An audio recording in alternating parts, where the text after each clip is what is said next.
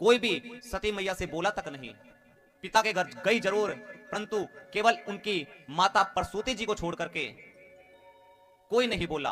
बहनें भी हंस हंस करके मिली कि तुम भी आ गई, क्योंकि सबको पता था कि बिना बुलाए आई है। देखा मां सती ने कि यहां पर सब देवताओं के स्थान हैं, परंतु मेरे स्वामी शंकर जी का स्थान नहीं, शंकर जी का कोई स्थान नहीं। देख करके मैया क्रोध में हो गई। क्रोध में आकर के अपनी मैया से कहने लगी कि मां, मैं इस यज्ञ मंडप की परिक्रमा करना चाहती हूं। यज्ञ मंडप की परिक्रमा करने लगी, इस प्रकार क्रोध में थी। क्या कहने लगी? सुनहु सभासद सकल मुनिंदा, सुनहु सभासद सकल मुनिंदा, कही सुनी जिन शंकर निंदा, कही सुनी जिन शंकर निंदा। सो फल तुरत लहब सब काहू, सो फल तुरत लहब सब काहू, भली भांति पछताप पिताहू, भली भांति पछताप पिताहू। संत शंभुषे पति अपवादा, संत शंभुषे पति अपवादा, सुनिए जहां तहां अति मर जादा, सुनिए जहां तहां अति मर जादा। काटियता सुजीप चोप सही, काटियता सुजीप चोप सही, श्रवण मोदिने चलिए पराई, श्रवण मोदिने चलिए पराई। जगत आत्मा महेश पुरारी, जगत आत्मा महेश पुरारी, जगत जनक सबके हितकारी, जगत जनक सबके हितकारी, जगत जनक सबके हितकारी। पिता मंदमति निंदत देहि, पिता मंदमति निंदत देहि, दक्ष शुक्र संभव यह देहि, दक्ष शुक्र संभव यह देहि। तजि हो तुरत देहेते हेतु, तजि हो तुरत देहेते हेतु, उरधर चंद्रमौलि वृषकेतु, उरधर चंद्रमौलि वृषकेतु। अस कहि रोग अग्नि तनु जारा, अस कहि रोग अग्नि तनु जारा। कहने लगे, इतनी क्रोध अग्नि बढ़ चुकी थी मैया के अंदर।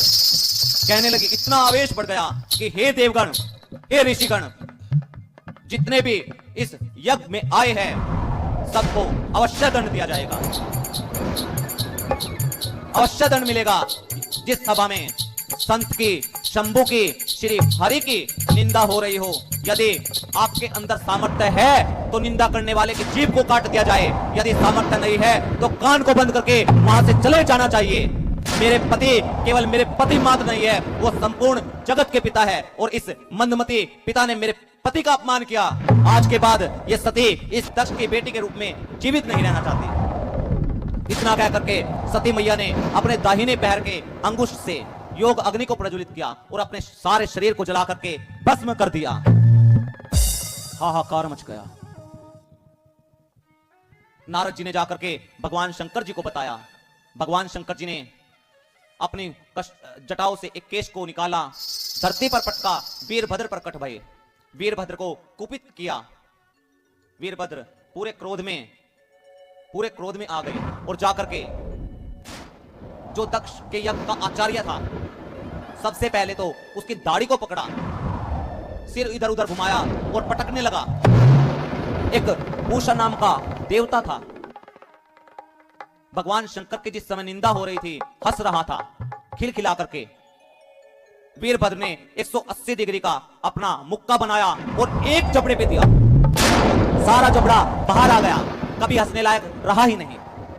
किसी का हाथ तोड़ा, किसी का पैर तोड़ा, किसी का सिर फोड़ा, किसी की कमर तोड़ी, किसी का पूरा पूरा दाढ़ी उखाड़ दिया। अंत में आकर के राजा दक्ष जी के बालों को पकड़ा, सिर को घुमाया और घुमा करके सिर को धड़ से अलग कर दिया, और जो यज्ञ कुंड बना था उसमें जाकर के मानो वीरभद्र ने प्रजापति के सिर को पूर्ण आहुति देकर के स्वाहा कर दिया।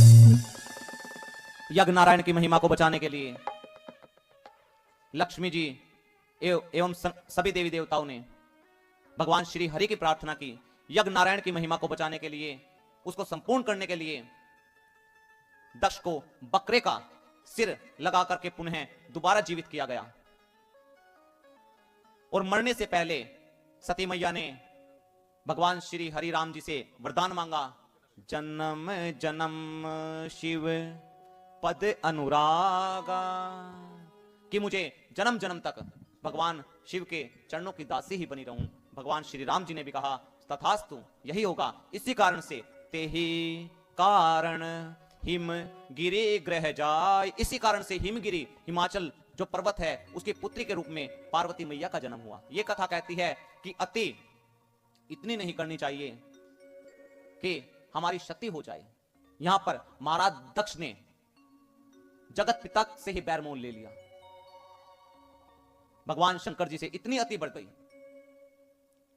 अगर अति ज्यादा हो जाए तो क्षति होना निश्चित है, इसमें कोई संशय नहीं। जिस प्रकार से एक पक्षी के यदि पंख काट दिए जाए तो पंख कटने के बाद पक्षी की क्या गति होती है।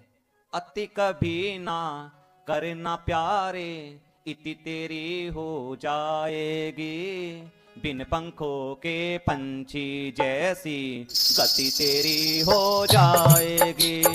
अति कभी ना करना प्यारे, इति तेरी हो जाएगी, बिन पंखों के पंछी जैसी गति तेरी हो जाएगी।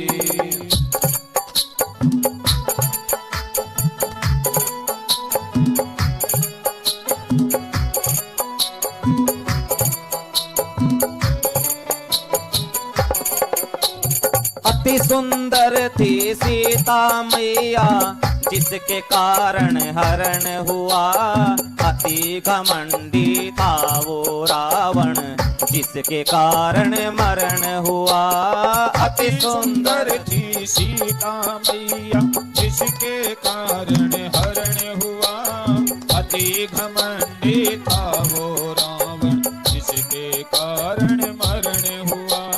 अति सदावर जित है बंदे, अति सदावर जित है बंदे, क्षति तेरी हो जाएगी, बिन पंखों के पंछी जैसी गति तेरी हो जाएगी। अति कभी ना करना प्यारे, इति तेरी हो जाएगी, बिन पंखों के पंछी जैसी गति तेरी हो जाएगी।